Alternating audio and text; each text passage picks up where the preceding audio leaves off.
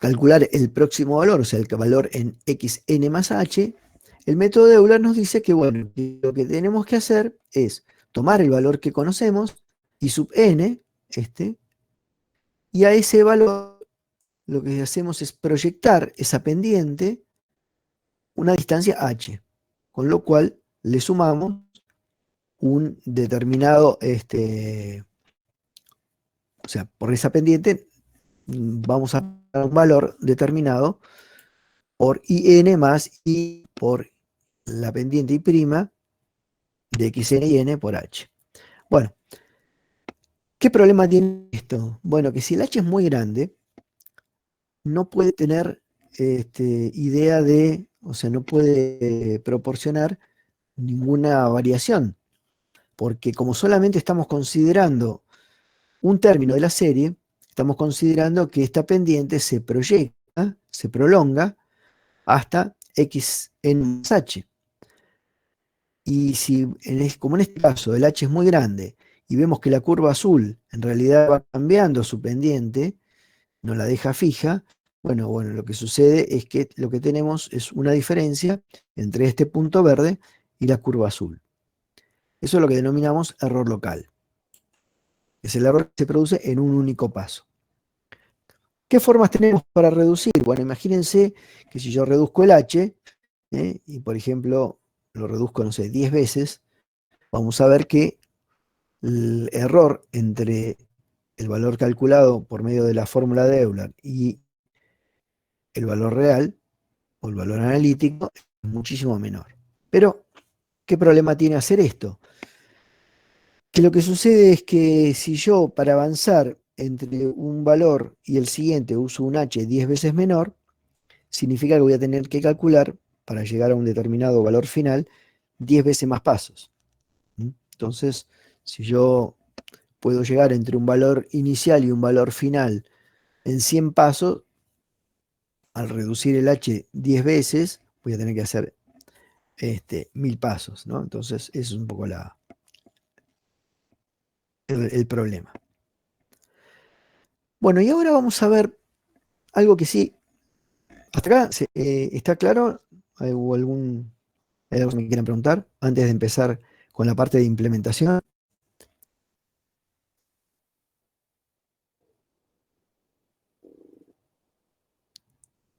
Escucho, ¿eh?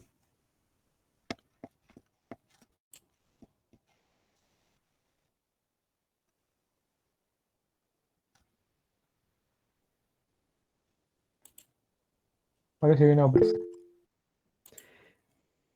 Bueno, todo bien, bárbaro. Bueno, acá vamos a hacer una cosa. Nosotros podemos trabajar en este tipo de métodos, sobre todo en las ecuaciones diferenciales ordinarias de una sola variable, con variables separables. O sea, yo no podría agarrar y decir, bueno, tengo una variable x, tengo una variable y, puedo implementar el algoritmo que dice que y va a ser igual a i más h por i', y ya está, con variables separadas. El tema es que cuando ya vamos a, y lo que vamos a ver la clase que viene, vamos a trabajar con más de una variable, o sea, trabajar con sistemas de ecuaciones diferenciales ordinarias, entonces en ese caso la cosa se empieza a complicar porque podríamos resolver problemas que tengan 2 ecuaciones, 3 ecuaciones, 10 ecuaciones, y que además es totalmente variable. Entonces, como es variable, y ya vimos que es muy conveniente utilizar vectores cuando uno tiene muchas variables, porque me permite agruparlos. Bueno, entonces lo que vamos a hacer, justamente, en vez de trabajar x e y en variables separadas, lo que vamos a hacer es, vamos a trabajar en una variable que vamos a llamar b, por ejemplo, y otra bp, que es el equivalente de b', donde vamos a almacenar diferentes valores. En este caso tenemos solamente dos, tenemos x e y, lo vamos a almacenar en un vector, y lo vamos a almacenar de esta manera. O sea, este vector b tiene dos componentes, x e y este vector vamos a arrancarlo de cero por una sencilla razón, Pueden hacerlo si quieren, no es necesario que lo hagan así, pero bueno, me parece mucho más útil, porque en este caso el valor último, digamos, representa la cantidad de ecuaciones. O sea, yo tengo una sola ecuación, entonces tengo B0 para la variable independiente y B1 que representa el valor de ecuación diferencial calculada en el punto que sea. Y lo mismo para las derivadas, ¿no? Porque si yo tengo un vector B donde en la primera posición tengo X y en la segunda tengo Y, en un vector de derivadas voy a tener en la posición 0 la derivada de X, que vale 1 siempre, y en la posición 1 tendré Y, cuya derivada es Y', ¿no? Entonces tengo el vector de variables y tengo el vector de derivadas. Ahora acá, sí, si no entendieron, no quiero avanzar porque de alguna manera la cosa va a empezar a complicarse. ¿Alguna duda? ¿Cómo derivamos en Fortran? ¿Cómo se deriva?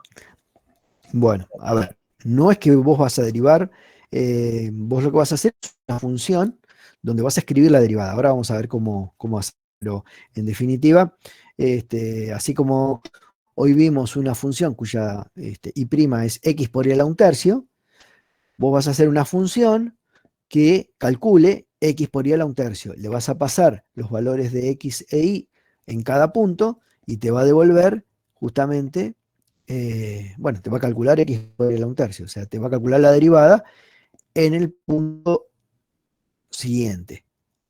Esa es la forma. Ok, ¿Claro? gracias. Bueno, ahora lo igualmente. Entonces, en el método de Euler, sabíamos que calculábamos el próximo valor, bn más 1, igual al valor anterior, bn más h por la derivada, o sea, lo que sería b' o y' si quieren, en el punto anterior, ¿no? En el punto bn. Escrito vectorialmente, es más fácil escribirlo directamente como lo escribiríamos. Acá tenemos dos vectores, b y bp, así que lo vamos a escribir de esa forma y decimos que nuevo b va a ser igual a mi viejo b más h por bp. Y este bp será la función, la invocación a la función esa que calcula la derivada, lo que Teo preguntaba recién. Entonces veamos, por ejemplo, la función va a devolver un vector, porque vemos que este BP tiene dos componentes. Tiene una componente que siempre vale 1, porque la derivada de la variable, la variable independiente siempre vale 1. Y en este caso tengo una sola ecuación, acá va a aparecer el valor, o se va a almacenar el valor de la derivada de la función que estemos trabajando. En este caso, por ejemplo, x por el un tercio. La ventaja es que cuando yo tengo esto escrito así como vectores, la fórmula se simplifica mucho porque yo puedo multiplicar y sumar todo el vector, todas las componentes al mismo tiempo. Esa es la idea. Ustedes me dirán, bueno, pero ¿qué ganamos? Si en realidad tengo una sola suma y una multiplicación es un solo valor. Bueno, sí, pero cuando tengamos no una sola ecuación, sino 10 ecuaciones, trabajarlo vectorialmente vamos a ver que no cambia en nada la programación, porque simplemente lo que voy a hacer es hacer la misma operación, pero con vectores más grandes. Ahí es donde vemos la ventaja. En la clase que viene lo vamos a ver y van a ver que el código que vamos a generar hoy no va a haber que hacer ningún cambio en la clase que viene, simplemente vamos a usar vectores más grandes, o sea, más variables. Entonces, vamos a implementar esto ahora y lo vamos a ver cómo en función de este vector b y este vector bp, hacemos esa cuenta. Entonces decimos b, que es x más y, más h por bp, o sea, h por 1 da h por y' da justamente h por y', mi nuevo vector B va a ser igual X más H y más H por Y'. Es decir, ya avanzamos en X y a su vez tenemos calculado el valor en Y, el nuevo valor en Y. ¿Se entiende hasta acá?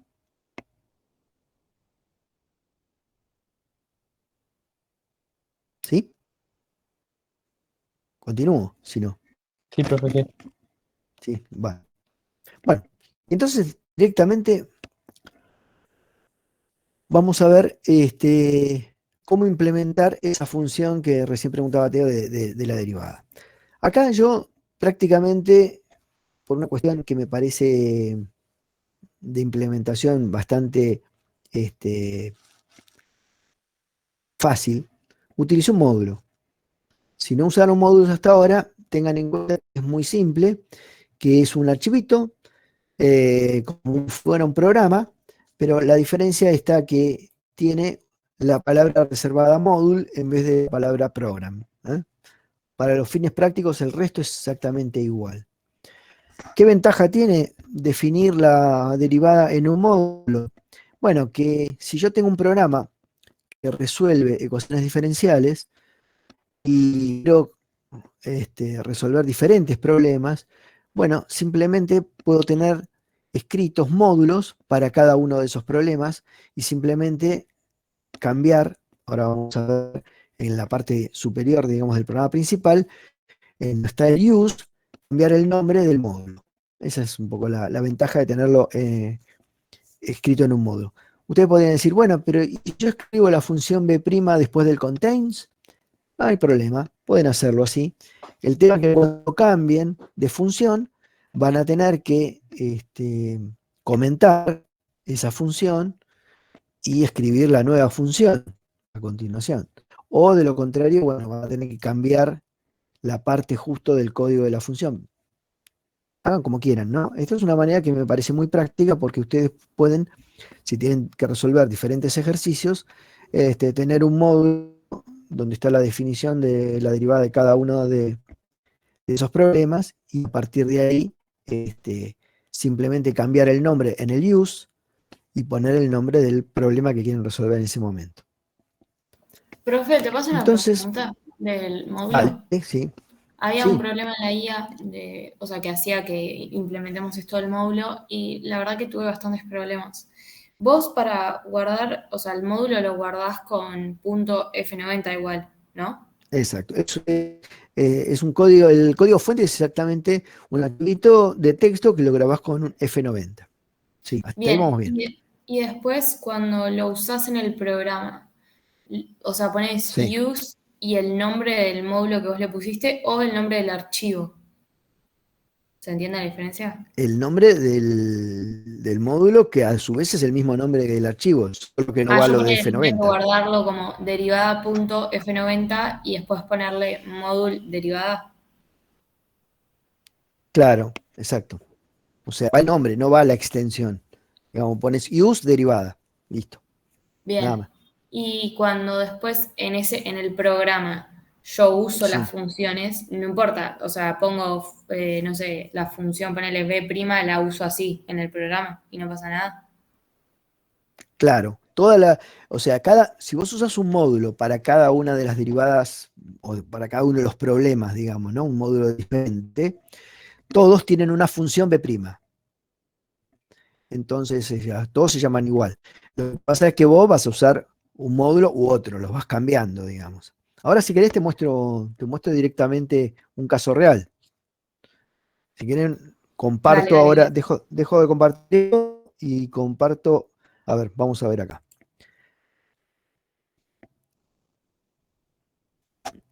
Abro el Gini. Espera, vamos a compartirlo.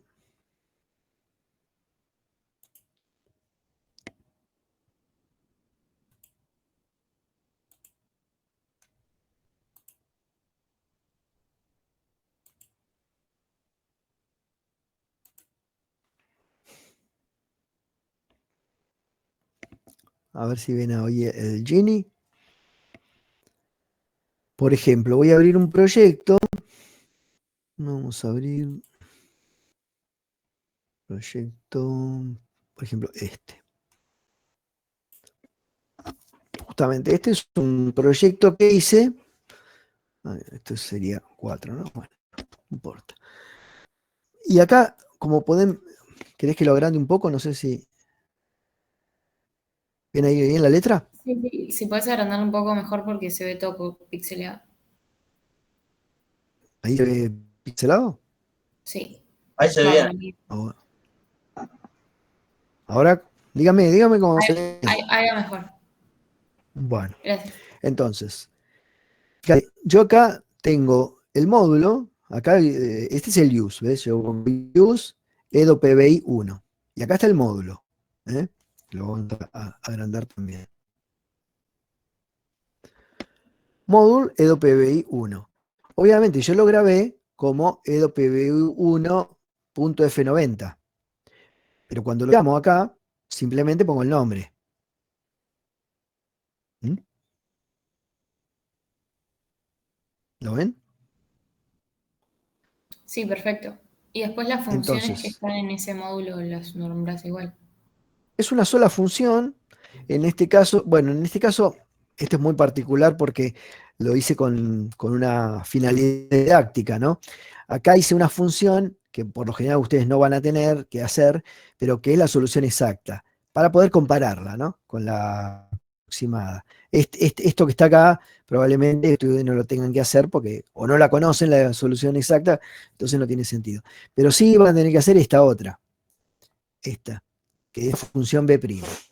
Fíjense, en este caso yo tengo la función x por y a la 1/3, ¿no? Entonces dijimos, en la posición 0 de b' tengo la derivada de x, que siempre vale 1. Siempre vale 1. Y la que tengo que calcular, o sea, la derivada de b', la posición 1, es x por y a la 1/3. Como dijimos, x es la posición 0 de b, o sea, es b0, por y, que es la posición 1 de b, o sea, x por y. Este doble asterisco, saben que es el elevado a la 1/3. Y nada más, no tengo que hacer más nada. Como esto es una función, entonces me devuelve un valor real. Acá está, b' es una función que me devuelve un valor real. Y termina el módulo, no hace más nada.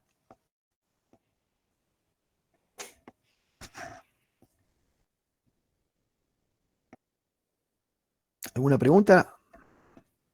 Fíjense que acá, por ejemplo, puse, ¿por qué la ventaja de usar un módulo? Bueno, la ventaja está que este módulo representa un problema determinado con condiciones iniciales que ya las dejo directamente escritas en el módulo. Acá directamente estoy diciendo como constante que es un problema que tiene una única ecuación diferencial. Esto lo hago un poco para simplificar, si bien no es lo más conveniente tener una variable global para la cantidad de ecuaciones, pero bueno, resulta mucho más práctico. Y como justamente el módulo está al principio de todo, esa declaración de la cantidad de ecuaciones puede ser tomada por el resto del programa. Esa es un poco la razón también de usar un módulo. Entonces, bueno, vamos a ver si yo compilo esto, lo construyo y lo ejecuto. ¿Mm? Acá calculo los valores y acá pueden ver. ¿Lo están viendo o no? No, perfecto. Se me entró. No. Porque me comparte solamente la pantalla. Esto es también. Por eso no me gusta. A ver.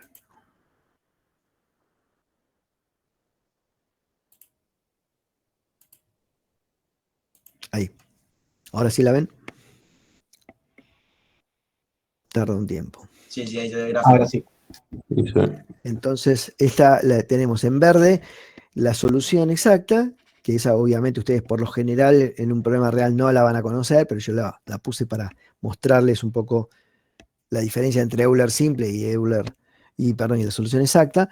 Y dibujé con puntos la solución de Euler simple y pueden ver que viene más o menos cerca, pero a medida que me voy alejando del valor inicial, se va separando.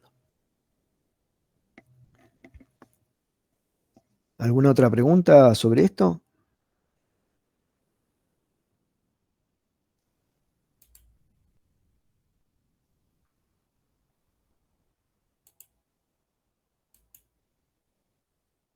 ¿Alguna duda?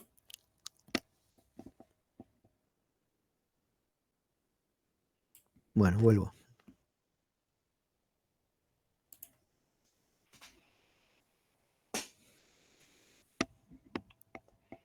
Entonces, volviendo acá a las transparencias, tengo lo que les mostraba hoy. O sea, acá la llamé derivada, en el otro caso la llamé EDO PBI 1, lo que fuera. Ustedes le dan el nombre que quieran. Si tienen uno, si tienen más de una, que le pueden poner diferentes nombres, números, lo que quieran. Y pueden conservar así todos los problemas, o sea, todas las derivadas de los diferentes problemas. ¿Y cómo sería la implementación entonces de una subrutina que calcule varios puntos de Euler simple? Bueno, simplemente, en este caso, tomo el valor inicial y después hago que el valor corriente sea igual al valor inicial, armo un ciclo de una cantidad determinada de iteraciones que las tendré ingresadas en el programa principal y calcula la fórmula de Euler, B igual H por B'. Como es una función, simplemente lo multiplica y ya está. En este caso, la subrutina esta calcula un montón de puntos, digamos, de Euler simple. Ustedes podrían implementarlo de otra manera, por ejemplo, podrían agarrar y decir, bueno, yo quiero que mi función Euler simple calcule solo un valor. Y en el programa principal tengo un ciclo que evalúa diferentes métodos, pero de un paso a la vez. Bueno, son formas diferentes de implementarlo. De este código, ¿tienen alguna duda? Profe, una pregunta. ¿Qué era qué Sí. significaba intent in y out y eso? Eso es lo que expliqué en la clase pasada. Básicamente son formas de asegurarse que, por ejemplo, una variable determinada pueda ser o no modificada.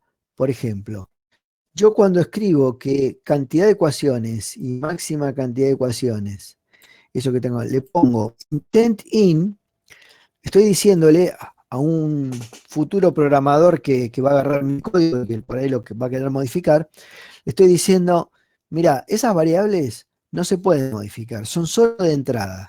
¿eh? O sea, si yo acá adentro pusiera iter igual otra cosa, el compilador me chilla, me dice, no, no la podés modificar, no le podés asignar un valor porque es solo intent in.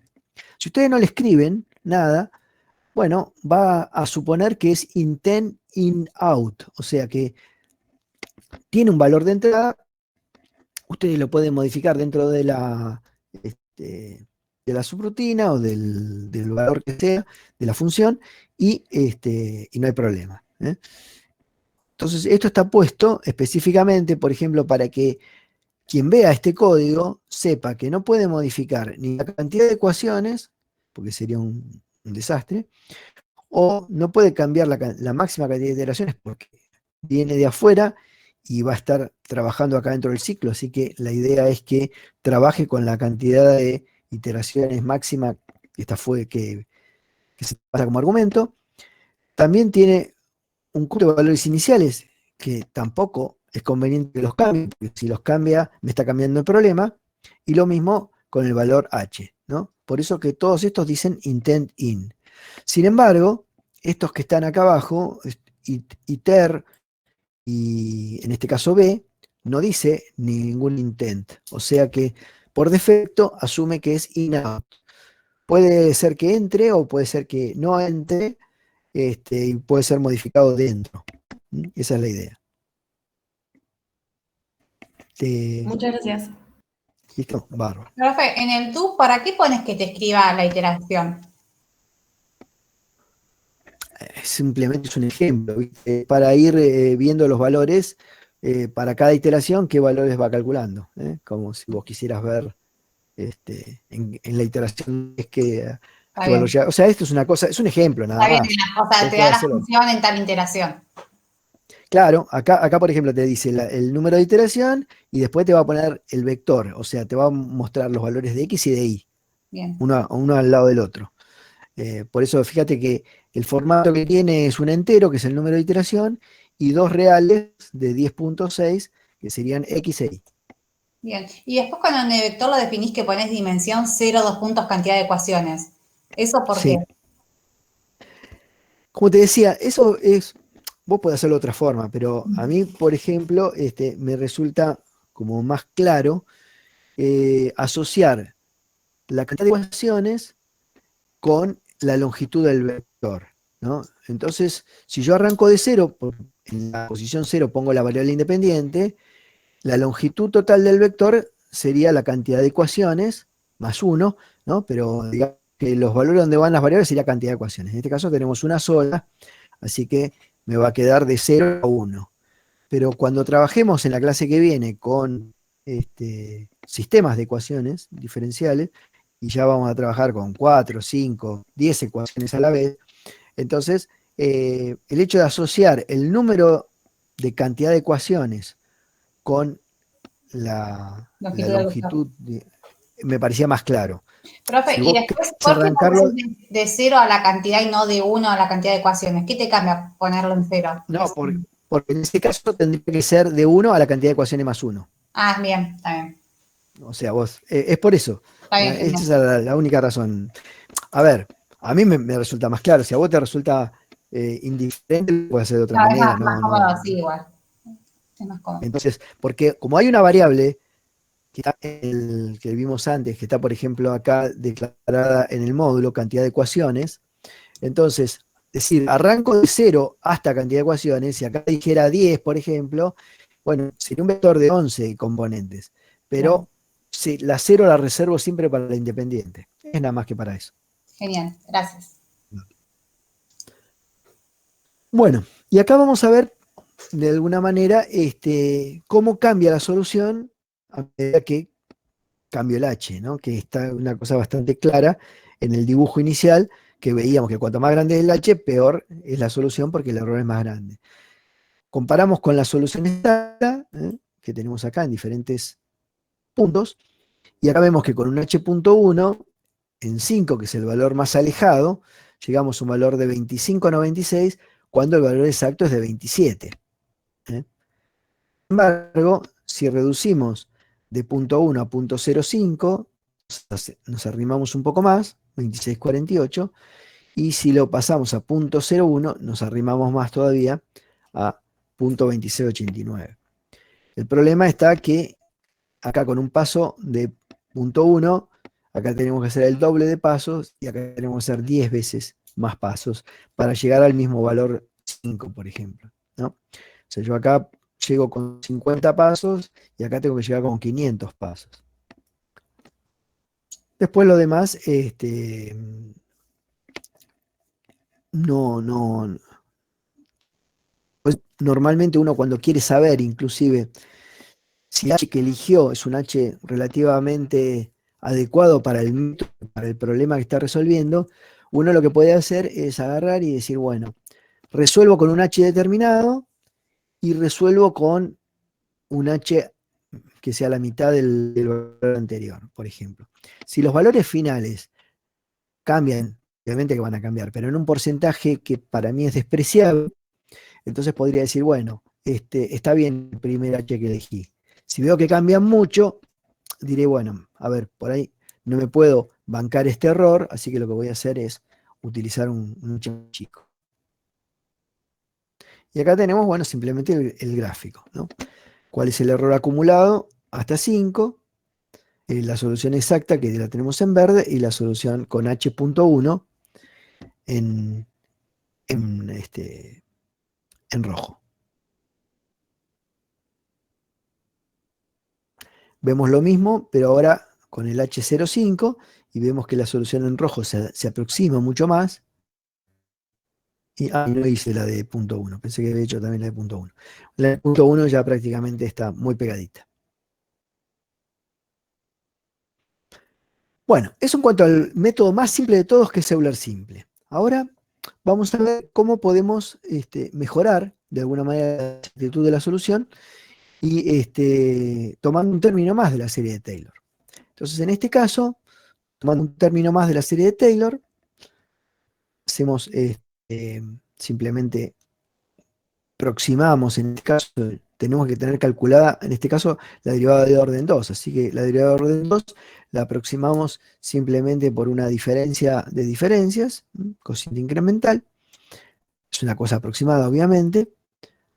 Y en este caso, reordenando, obtenemos que, además, sabemos que el desarrollo de serie Taylor, tomando 3 términos, truncamos el término de orden 3, con lo cual podemos decir que nuestro error local va a ser un orden mayor que lo que vimos antes, un orden mayor que el de Euler simple.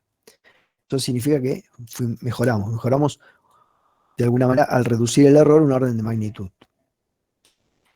Acá podemos ver cuál es digamos, la fórmula final del método.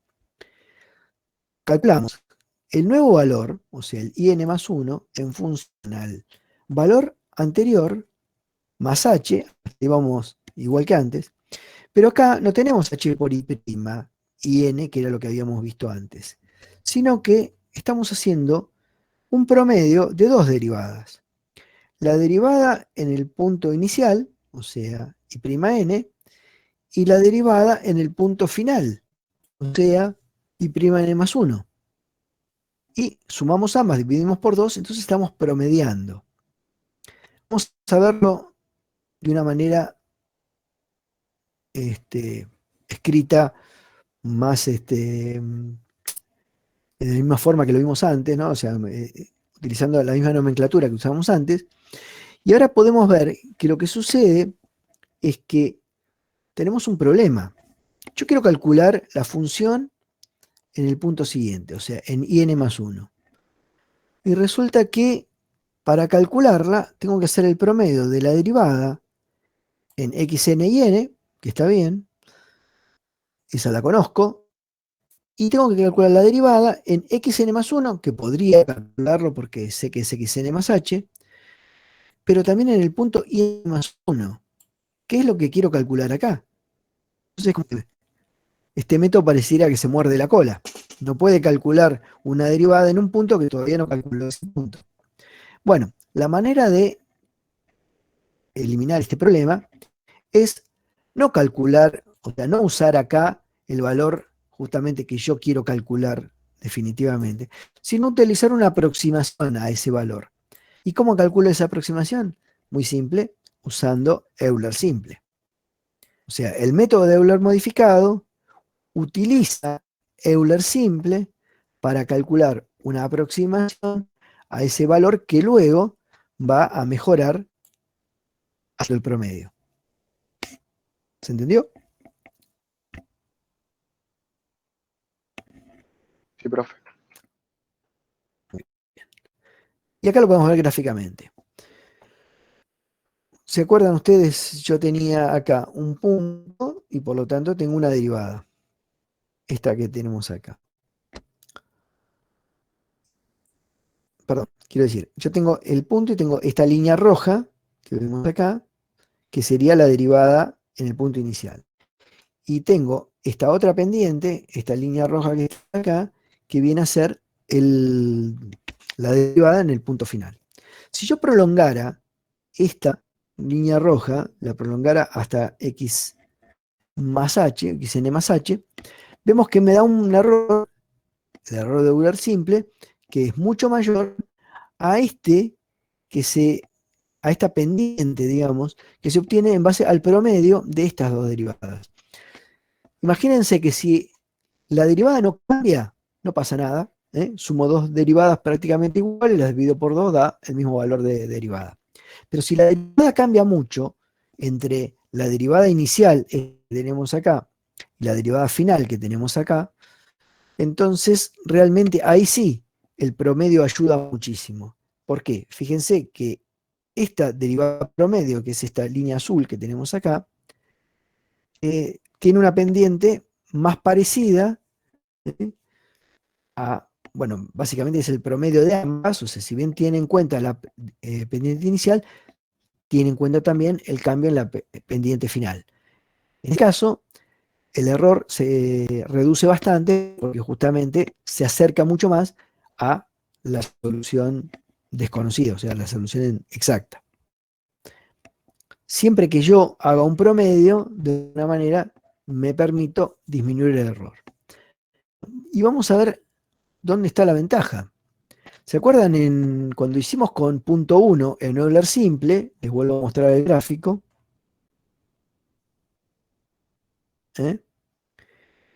Solución obtenida, teníamos esta diferencia. Ahora, si miramos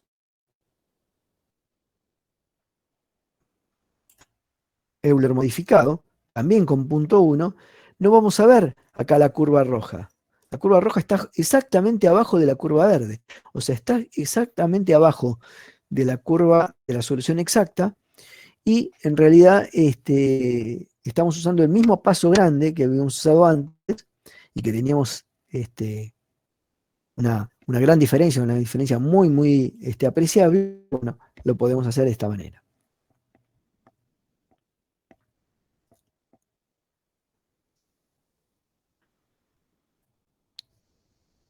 Muy bien. La implementación es bastante simple. Fíjense que, salvo esto que yo marqué acá en amarillo, lo que estoy haciendo, el resto es exactamente igual. Precisamente uso el mismo esquema para que vean que solamente cambia la parte propia del método, el resto se mantiene. Pero como pueden ver, bueno, yo necesito calcular el valor aproximado al final, por lo tanto necesito calcular B más H por BP. Entonces, calculo BP, de esa manera utilizo acá la derivada en el punto final, o sea, la derivada final, la derivada en el punto B más H por BP, y acá tengo justamente el valor de la derivada, o sea, B' en B. Multiplico por H, sumo ambas, divido por 2, tengo entonces la derivada promedio multiplicada por H, y eso se suma al valor anterior, con lo cual me da el nuevo valor. Implementé simplemente el método de Euler modificado. ¿Alguna pregunta? Muy fácil, ¿no? Hasta ahora.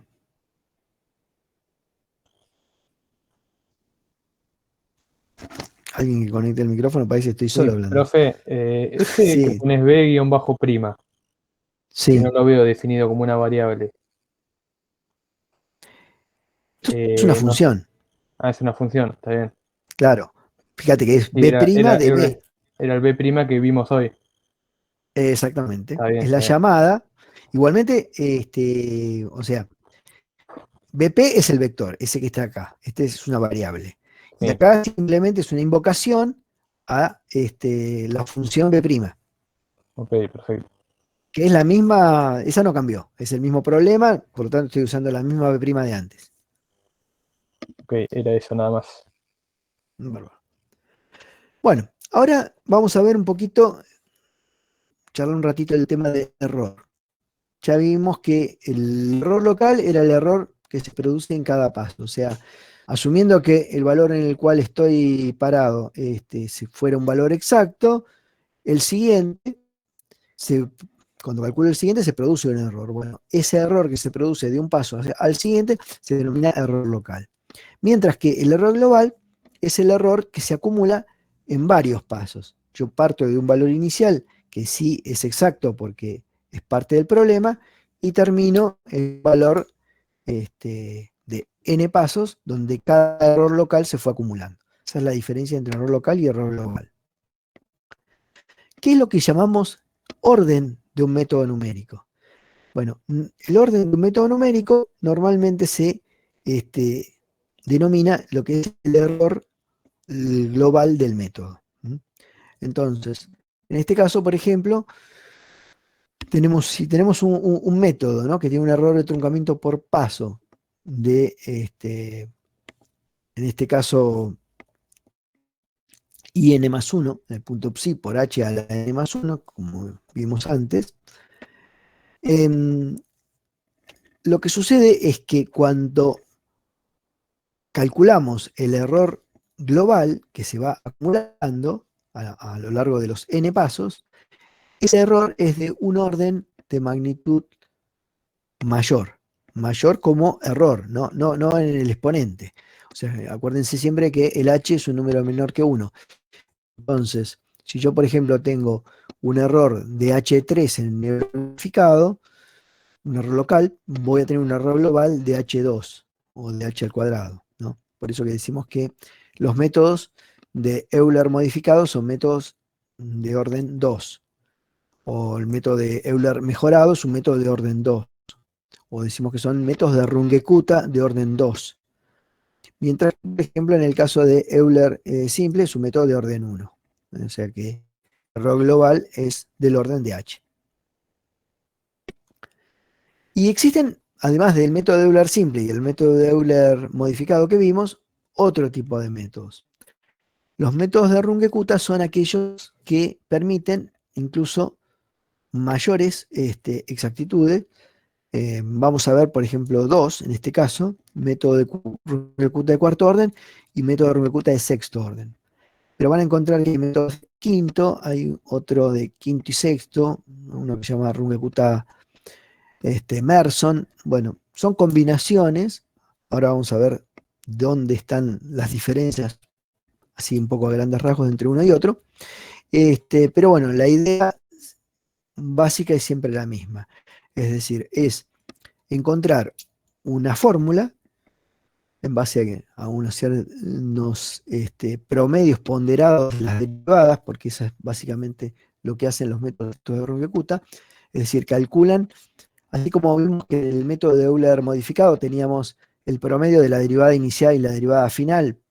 En los métodos de Runge-Kutta de orden superior se hacen otro tipo de promedios, y es más, se los pondera, se los multiplica por un valor diferente a cada uno, de forma tal de disminuir el error. La idea básica siempre es esa.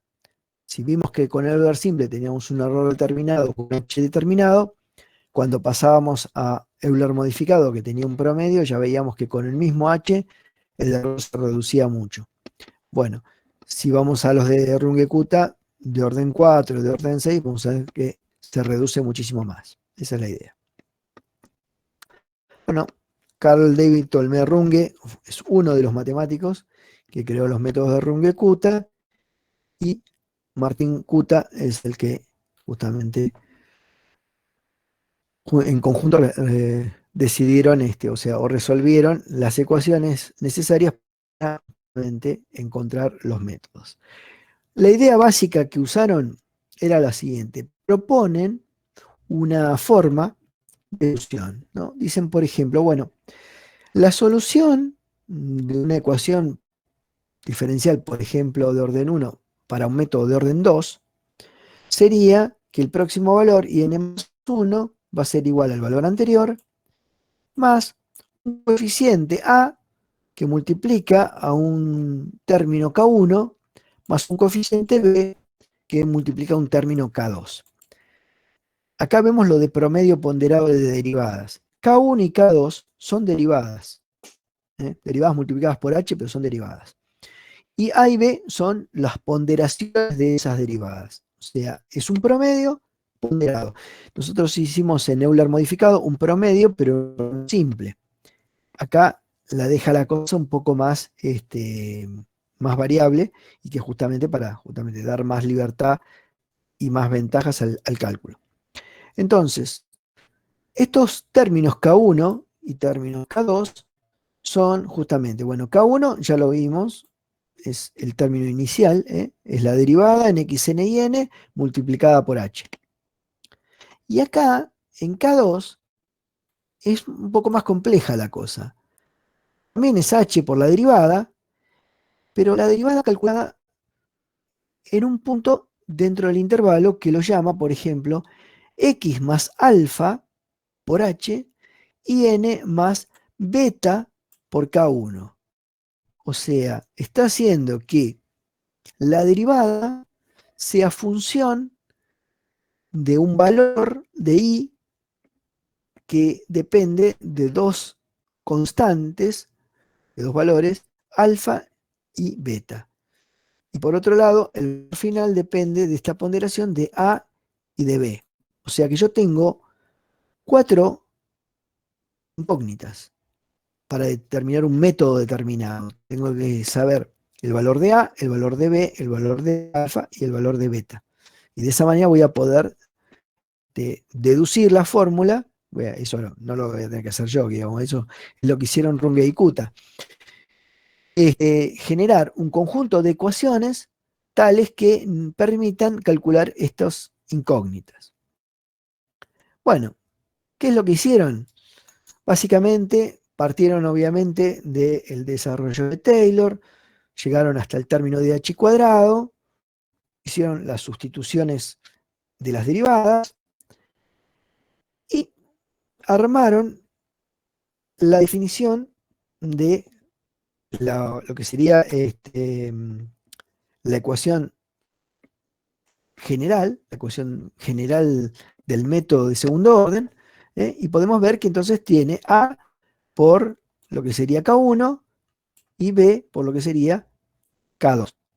Y acá vemos que tenemos un montón de incógnitas. Tenemos A, tenemos B, tenemos alfa, tenemos beta. Bueno, ¿qué hacen entonces? Una serie de trabajos matemáticos, es decir, expanden en serie de Taylor este término justamente, hacen una aproximación, acá podemos ver la aproximación que hacen, sustituyen en la ecuación original, agrupan, en definitiva, a lo que llegan es un sistema de 3 ecuaciones. O sea, son capaces de desarrollar 3 ecuaciones independientes, no 4. Y ahí está el problema, porque yo tengo 4 incógnitas. Tengo A, B, alfa y beta. Las ecuaciones que logran desarrollar son estas 3. A más B vale 1, alfa por B vale 1 medio y beta por B vale 1 medio. ¿Cómo para entonces encontrar los valores de las 4? Bueno, la única que queda es, elijo arbitrariamente uno de los valores, cualquiera, y luego resuelvo las 3 ecuaciones. Bueno, eso es lo que hicieron Runge y Kuta, y justamente, o mejor dicho, de los métodos que se denomina método de Eun, también se denomina método de Euler mejorado. Nosotros vimos el modificado y ahora vamos a ver el mejorado. Y básicamente proviene de esto, de tomar esas 3 ecuaciones y elegir un valor arbitrariamente. Por ejemplo, en este caso elegimos A igual a 1 medio y despejamos las otras 3 incógnitas. Al despejar las 3 incógnitas de las 3 ecuaciones que tenemos con A igual a 1 medio, nos da B 1 medio y alfa y beta igual a 1. Si hacemos eso, vemos que entonces el método, viendo acá, ¿no?, los coeficientes de A, B, alfa y beta, vemos que la fórmula final que nos queda es precisamente la fórmula que ya vimos antes. No puedo seleccionar acá todo. Bueno, ahí está.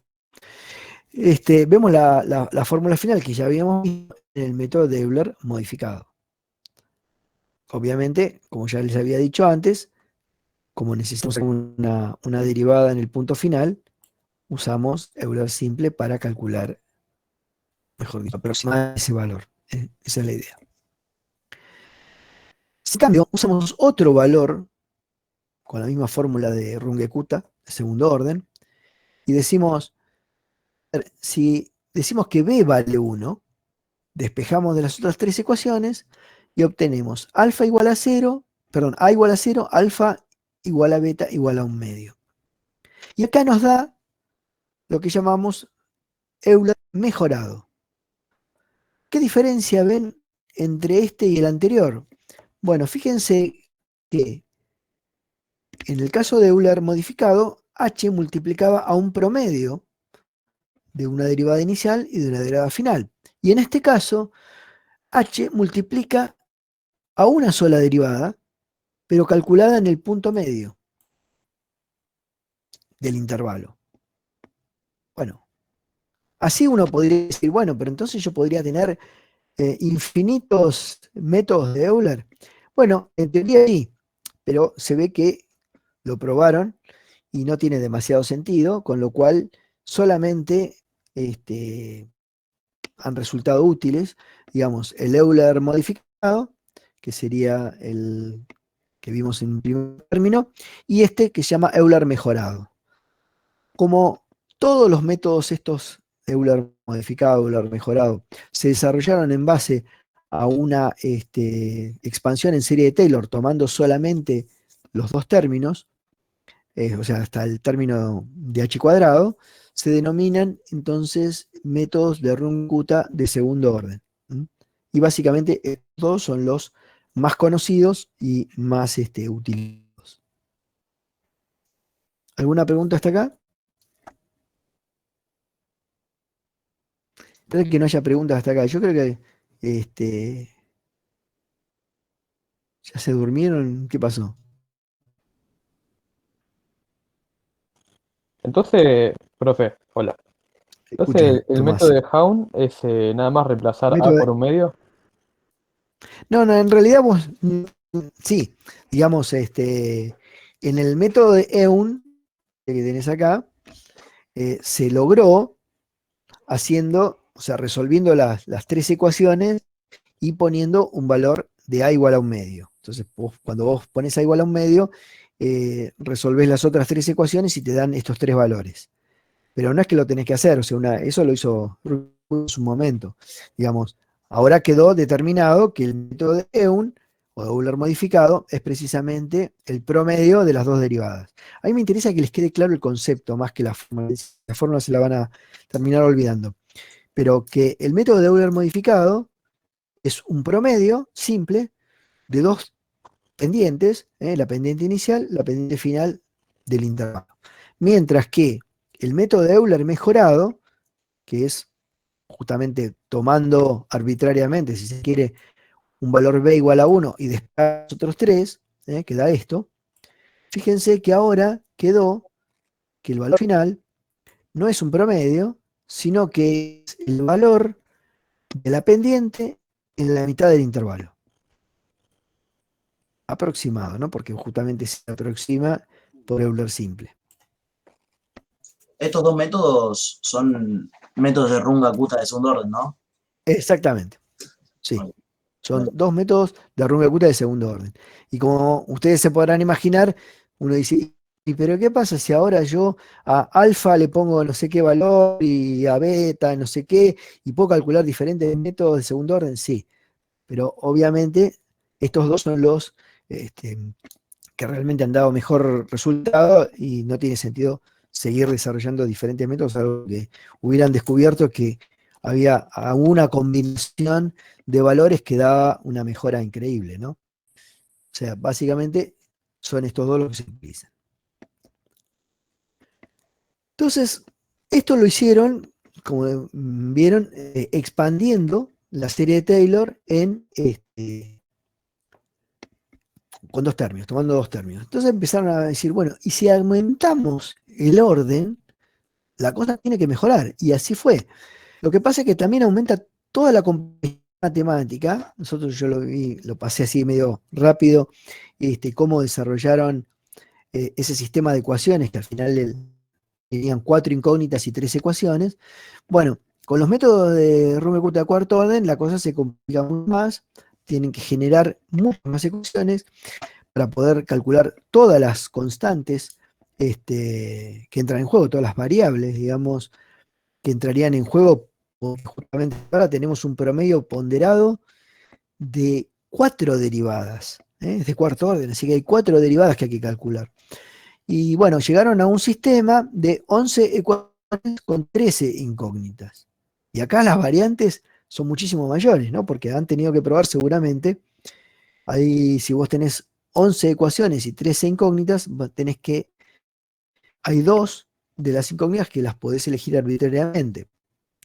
Obviamente que empiezan por valores sencillos, ¿no? Dicen, bueno, a ver, considero que una vale 0, otra vale 1, o algo así, ¿no? O las dos valen 1. Pero bueno, más allá de eso, tienen que calcular las otras 11 ecuaciones y, bueno, en definitiva, llegan a un sistema, mejor dicho, llegan a una fórmula final, o sea, una vez que resolvieron todos los 11 ecuaciones y demás, se quedaron con lo que sería la fórmula final más simple posible, porque esta es la que vamos a aplicar en realidad para calcular cada próximo valor. Y en este caso, bueno, el método de Runge-Kutta de cuarto orden tiene si se acuerdan, en el de segundo orden tenían un K1 y un K2, que eran H por la derivada. Bueno, el K1 es exactamente igual, ¿eh? El K2 en realidad también, pero en este caso está calculado en X más H sobre 2, no en X más H. Ahí difiere el K2 del K2 que era en el Euler de segundo orden. Y después aparecen otro K. Como les dije, acá se calculan 4 derivadas. Estamos tomando 4 términos, así que se calculan 4 derivadas. Y la fórmula final es un promedio ponderado, porque estamos ponderando los K1 y los K2 con una ponderación mayor que los extremos K1 y K4, ¿no? Y entonces te queda K1 más 2K2 más 2K3 más K4, todo dividido 6, es un promedio ponderado. 1 más 2 más 2 más 1 da 6. Y eso de alguna manera, bueno, han encontrado Runge-Kutta que justamente esto funcionaba muy bien. Y de hecho, es uno de los mejores métodos y lo que se llama el caballito de batalla. Cuando uno tiene que resolver ecuaciones diferenciales ordinarias, normalmente utiliza el método de Runge-Kutta de cuarto orden. ¿Por qué no se utilizan métodos de orden superior? Sí, también se utilizan. De hecho, vamos a ver uno que es, bueno, vamos a ver más adelante, que es el Runge-Kutta-Feldberg, Runge-Kutta de sexto orden. Pero ese se usa por otra razón, que ahora vamos a ver. Bueno, volviendo al tema de los órdenes de errores, sabemos que siempre el orden de un método se denomina el mismo orden del orden del error global, así que como este es de cuarto orden, significa que tiene un error global del orden de h a la cuarta, y eso significa que tiene un error local, un orden de magnitud más chico, o sea, de h a la quinta. En el caso del segundo orden, como teníamos en ese caso 4 incógnitas y 3 ecuaciones, en este caso, bueno, tenemos 13 incógnitas y 11 ecuaciones. Eso es lo que hizo Runge-Kutta para calcular los coeficientes y llegar a esta fórmula final. La implementación, como se imaginarán, es igual a las anteriores. Lo único que cambia es donde tengo que calcular el valor final, voy a tener que previamente calcular los valores de todos los K. Y esos valores, bueno, se calculan cada uno con su fórmula correspondiente. Y eso es todo. Ustedes dirán, y bueno, ¿y cómo hago para, no sé, calcular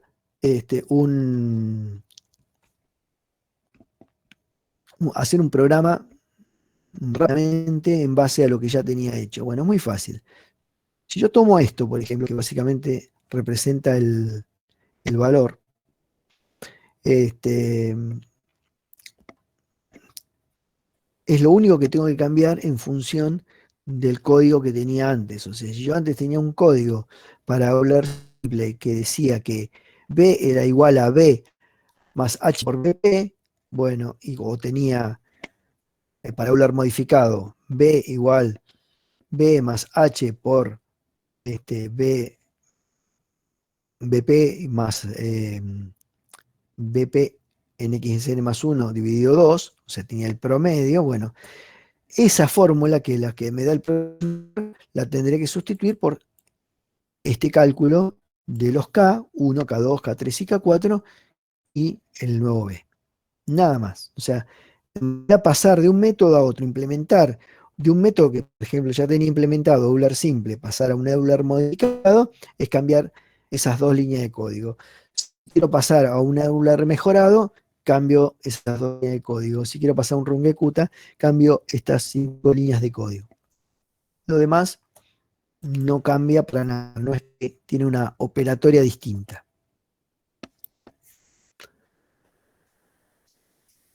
¿Qué es lo que hacen los métodos de Runge-Kutta? Bueno, calculan diferentes estimaciones. Hay algunos que no vamos a ver, como el método de Runge-Kutta-Merson. Ese calcula una diferencia, genera un método de quinto y uno de cuarto y hace una estimación entre la diferencia entre ambos. Son diferentes variantes. Se los comento simplemente porque por ahí las van a encontrar en los libros. Si miran los libros van a decir, uy, pero ¿qué era el Runge-Kutta-Merson o qué era el Runge-Kutta? Sí, puede haber diferencias, pero básicamente no es otra cosa que eso. En cambio, el Runge-Kutta-Feldberg tiene una ventaja sobre todos los métodos que vivimos hasta ahora. Es el único que permite estimar el error. O sea, hasta ahora nosotros no teníamos una forma de saber si el H que habíamos utilizado era grande, era chico, si el error que estábamos cometiendo era grande o era chico. No había una fórmula que nos dijera aproximadamente, no digo exacto, pero aproximadamente qué error estamos manejando. Bueno, el método de Runge-Kutta-Feldberg sí permite eso. Entonces, lo que hace es justamente al calcular los K, fíjense que este es uno de cuarto orden, así que tiene K1, K2, K3, K4, K5, K6. Fíjense las diferentes ponderaciones que tiene cada método. O sea, son realmente terroríficas, ¿no? No tengo idea de cuántas ecuaciones han tenido que resolver y cuántas incógnitas han tenido que elegir arbitrariamente para llegar a esto, ¿no? Estos valores. Bueno, acá tenemos la fórmula final del próximo valor, IN más 1. Y acá, esta fórmula no existía en todos los métodos anteriores. Y no es otra cosa que una estimación del error que se está cometiendo. En este caso, por ejemplo, decimos, bueno, esta fórmula en función de K1, K3, K4, K5 y K6 me va a dar una estimación del error el error local, o sea, del error que cometo en cada paso. Y eso es importante, porque si para mi problema en particular el error que estoy cometiendo en cada paso es muy grande, puedo reducir el paso. O sea, puedo utilizar una estrategia de ajuste de paso. Eso lo vamos a ver en la clase que viene. Pero básicamente eso nos va a permitir cambiar el paso y justamente lograr algo mucho más, una solución mucho más exacta. Bueno, y acá, nuevamente, si miran esto, código, el código básicamente, o sea, el formato es exactamente igual que el anterior, lo único que cambia es lo que está acá en amarillo. Acá están puestos los cálculos de los 6K, del valor siguiente y finalmente de la fórmula del error. Eso nos va a permitir trabajar. Bueno, esto por una cuestión simplemente de comodidad, estoy no solamente imprimiendo el valor de la iteración y el valor de la solución, sino además el valor del error, para tener una idea de cómo va esto. Bueno, como queda un poquito de tiempo, yo les voy a mostrar, les dejo las preguntas si quieren, pero les voy a mostrar la implementación o cómo podemos armar directamente, fácilmente una implementación. Voy a compartir, voy a dejar de presentar esto, voy a compartir el Gini.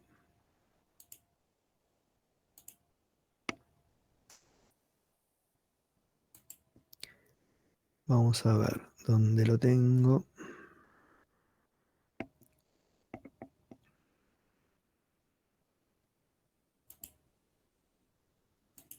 Ahí está, ¿no?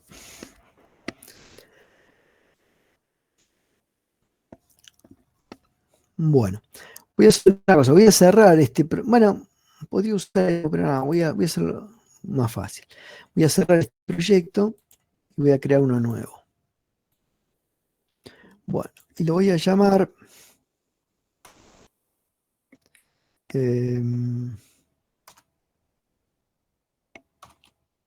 no, no puedo poner, voy a poner Rungecuta.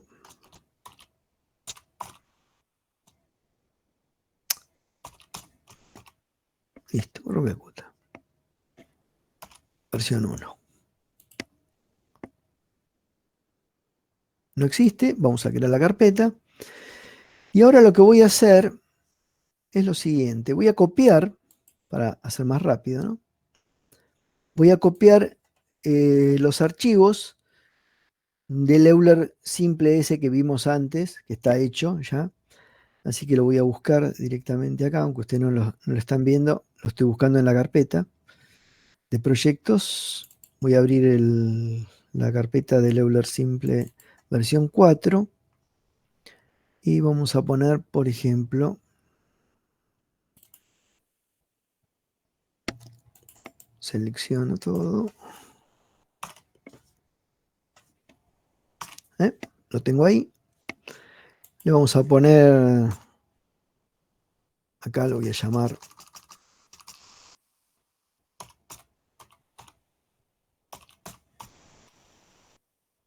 Rungecuta.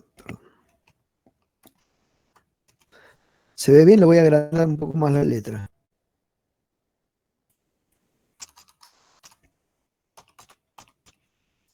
Versión 1. Bueno, lo voy a guardar. Guardar como. Vamos a poner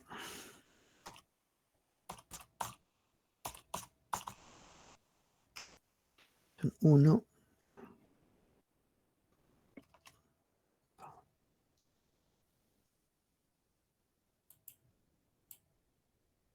Tengo esto acá que me jode, no veo nada.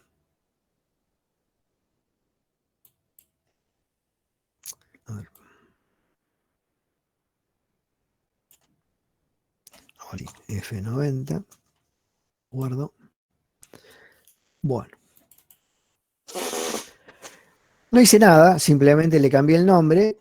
Usé el mismo código.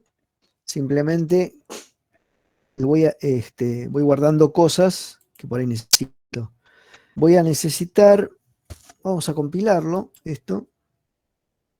Me dice que, por ejemplo, falta el módulo que estoy llamando acá, el use PBI1. Bueno, entonces lo voy a buscar en la otra carpeta que ya lo tenía.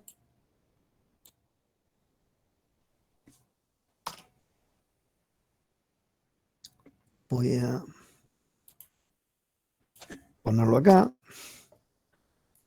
Lo voy a archivo, guardar como. Le llamé edo pbi 1.f90. Guardo. Lo compilo. Entonces ahora puedo compilar acá. No tengo errores. ¿Me van siguiendo? ¿Preguntas?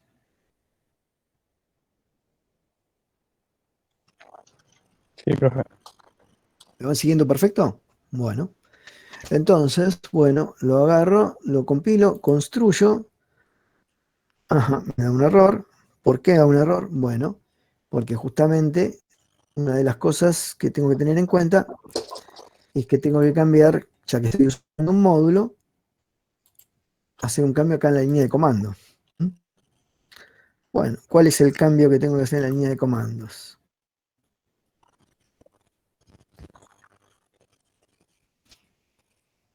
Lo busco acá.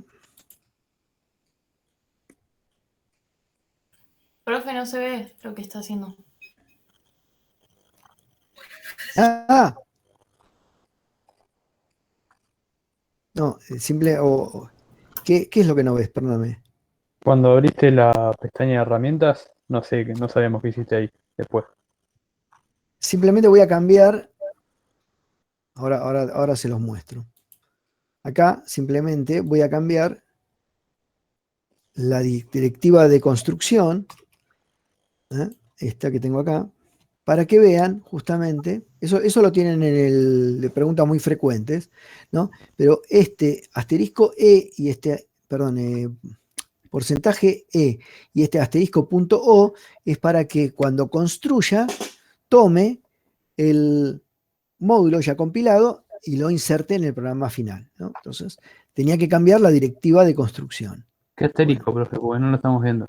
No, profe, nunca vemos cuando vos abrís las herramientas, como que está activada la pantalla en el programa. Ah, tenés razón, porque qué porquería que es esto. No me deja. A ver, espera. Voy a ver si digo toda la pantalla, lo que pasa es que me toma toda la pantalla. Entonces tengo que ir una por una. A ver,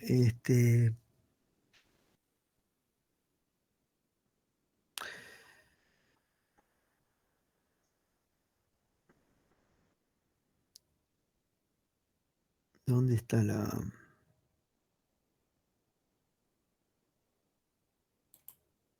No.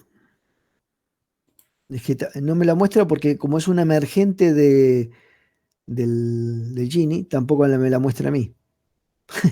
Ese es el problema. A ver, si lo puedo poner en pantalla completa, pero si lo pongo en pantalla completa, lo que van a ver es justamente las dos monitores a la vez y se va a ver chiquito. Bueno, lo muestro por ahora, después lo cambio.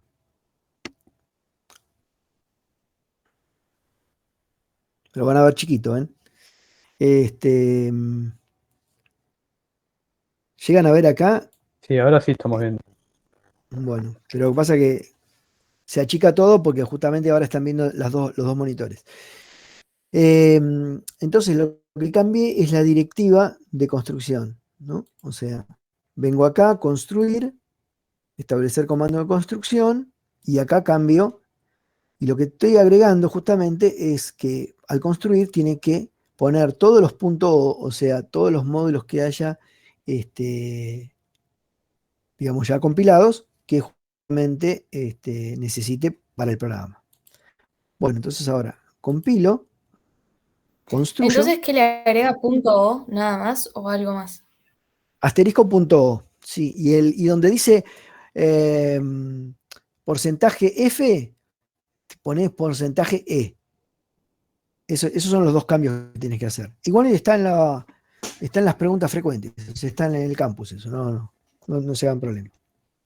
Bueno, voy a volver ahora, si quiero que vean para que lo vean grande, porque si no, me parece que, no sé, o quieren verlo así. ¿Prefieren verlo así? ¿O se ve muy chiquito? No, profe, así no se ve nada. No se ve mucho. Claro, por eso. Entonces tengo que volver al Gini.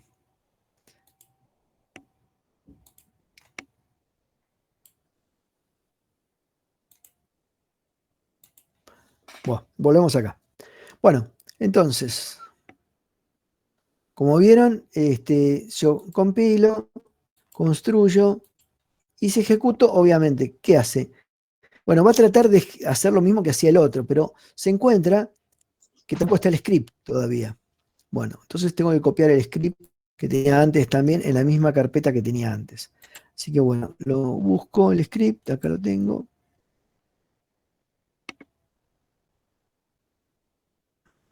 ¿Dónde está? Lo copio.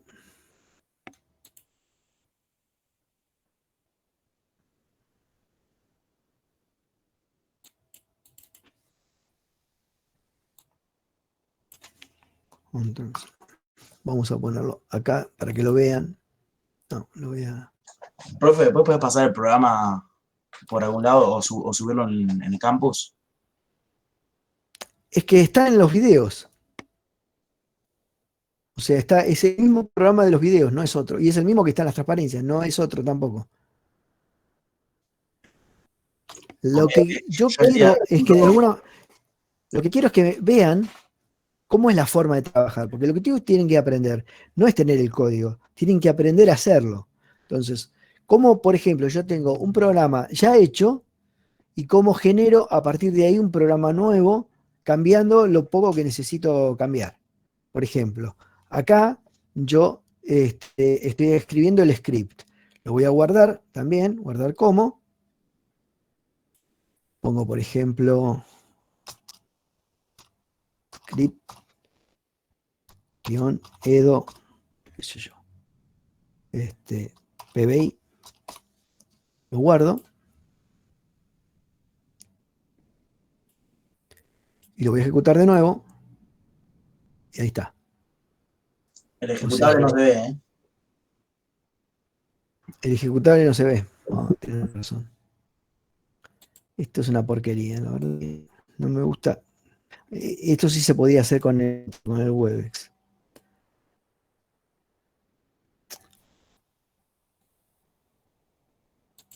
Si no, tendría que trabajar con una sola pantalla.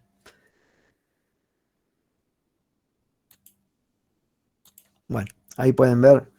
Básicamente eso es lo mismo que tenía hecho antes. Muy bien, entonces voy a agarrar y voy a cambiar en el código las dos cositas que van a hacer que en vez de ser esto Euler simple, sea Rungecuta. Esa es la idea. Vuelvo al...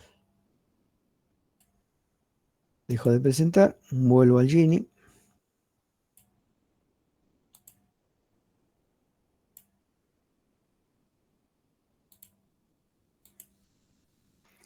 Bueno, y lo único que voy a tocar acá, entonces, es... Bueno, en el script, en vez de Euler simple, le voy a poner Rungecuta.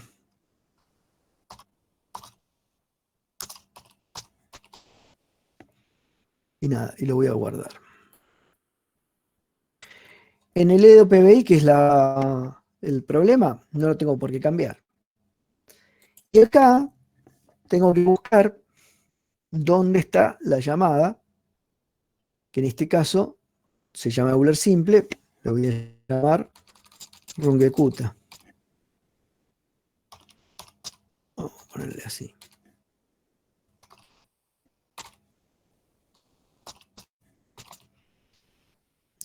La variable se llamará Rungecuta.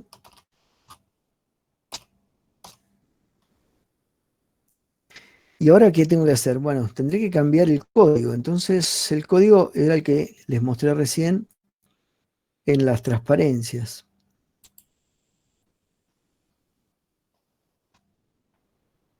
A ver, lo selecciono de acá.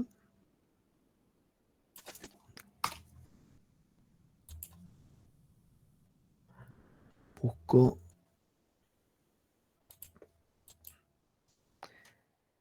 Y lo voy a cambiar acá.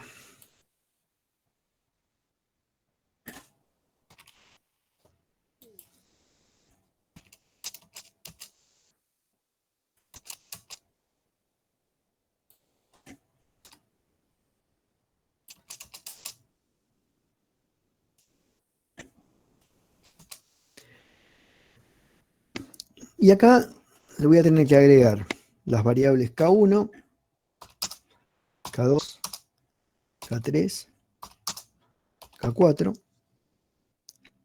Y el valor final lo voy a llamar Rungecuta porque es lo que devuelve la función. ¿Algo tendría que cambiar? Sí, acá le vamos a decir Rungecuta a esto, ¿no?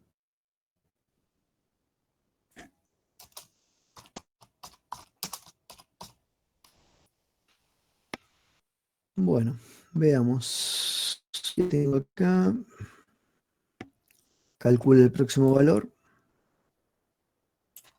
Lo llamamos Rungecuta.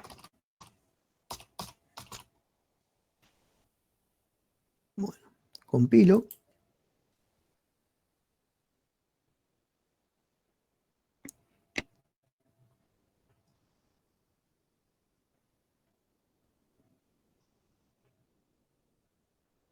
Acá me da un error. Pusiste en Euler simple. Encima de la función. Perfecto. Lo dejé el que estaba antes, sí. Bueno, compilo, construyo, ejecuto. Y ahora les voy a mostrar el resultado, porque no lo están viendo. No cambié absolutamente nada, usé el problema de antes y el H de antes, ¿no? Y ahora si vemos,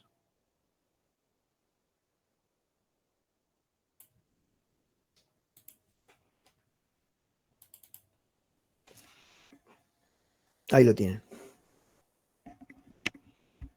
Si se acuerdan el anterior, el que usaba Euler simple, cuando llegaba al último valor, cerca de 8, estaba bastante alejado de la solución exacta. No cambié el H, usé exactamente el mismo H, usé todo, y ahora pueden ver que con Runge-Kutta hasta 8 llega exactamente encima de la solución exacta. Bueno, esto era simplemente para que vieran que en 2 minutos, y lamentablemente por ahí tuve que perder más tiempo porque tuve que dejar de presentar, etcétera, etcétera, pero muy fácilmente tomando ya una cosa que ustedes ya van a ir desarrollando. O sea, cuando ustedes tengan desarrollado Euler simple, pasar de Euler simple a Euler modificado, a Runge-Kutta, a lo que sea, es muy simple. Fíjense cuánto me llevó. Nada, 5 minutos. Y ya tengo ahora entonces un programa que resuelve Runge-Kutta. Y tengo otro que hace Euler modificado, Euler simple, lo que fuera. Si quieren meter todo en el mismo programa, no hay problema. Pero yo creo que depende del nivel de programación que ustedes tengan. El que no tenga demasiado nivel, le conviene tenerlo todo separado y trabajarlo de esa forma. Preguntas hasta acá. Profe, yo tengo duda de tu código. Sí, decime. Si querés compartir la pantalla, te quiero Sí, preguntar. dale. Es un código simplemente con finalidad didáctica, ¿no? No es Decime. Espera que está ahí. Cuando pones en el Bright, que lo guardas en el archivo, y pones 2 F10.6, F10.6, o sea, los dos con el mismo formato, ¿qué sentido tiene ponerle el 2 o escribirlo 2 veces? Bueno, lo que pasa es que acá lo que estoy haciendo, en este caso, yo estoy poniendo dos cosas. Por un lado, estoy poniendo la solución. En este caso, mirá ¿no? La diferencia. Por ahí acá se ve mejor. O sea, con B yo tengo la solución aproximada, o sea, lo que sale de Runge-Kutta, de Euler o de lo que fuera. Es decir, tengo X e Y. Y en el otro estoy poniendo nada más que el valor de Y de la solución exacta. Entonces, como son dos variables distintas, una es un vector que tiene dos componentes, por eso 2 F10.6, y la otra es un escalar que está al lado, por eso que están separados los dos formatos. ¿Podría haberlo puesto como 3? Probablemente sí, vamos a ver. No hice la prueba, pero vamos a ver si no me da error. Sí. Pero habría cuando vos guardás el vector y B1, o sea, B sería X y B1 serían los Y, ¿o no? Claro, porque son los valores iniciales. Claro, Los y no valores podés hacer iniciales, directamente 2 F10.6 y ya está. Y dos que son para el mismo formato para las dos variables. O sea, no entiendo por qué separás o por sea, coma. ponerle 3, decís vos. ¿Por qué 3? Ah, acá. No, porque fíjate, vamos a mirar la salida. Para que te muestre la salida. Abrir. Sería. ¿Dónde lo estoy grabando? Ni me acuerdo cuál era el nombre que le había puesto. La salida. Euler.txt me parece. Euler TXT, claro, me parecía, pero.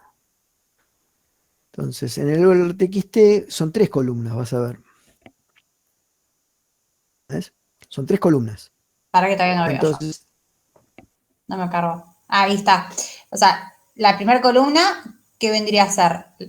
que de hecho, mira, está bastante pegado la cosa. ¿Sería la iteración Aumentar un X poco. e Y? ¿Así sería? No, en este caso tengo X, Y y luego la solución exacta. Ah, bien. O sea, mira, los voy a ampliar un poco para que se vea por ahí mejor. Vamos a ir acá, le vamos a poner 15, ponele. 15, 15, 15, 15, 15, 15,